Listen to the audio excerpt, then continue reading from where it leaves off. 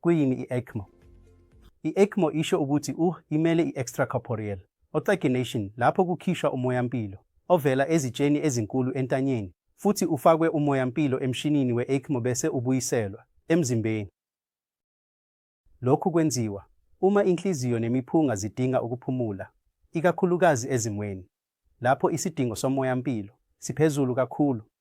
Ngaphandle kokuphefumula ngogesi, izidingo zomoyampilo ziphezulu kakhulu. Lokhu kwenziwa ezigulini ezinepneumonia ebucayi noma ezigulini ezinehluleka kwenhliziyo okukhulu lapho izidingo zomoyampilo ziphezulu kakhulu. Ngakho-ke kulezi zimo, igazi elisuka emkhunjini wentamo futhi lihanjiswa emshinini we-ECMO lapho lifakwe umoyampilo futhi lihlanganiswe futhi libuyiselwe emzimbeni.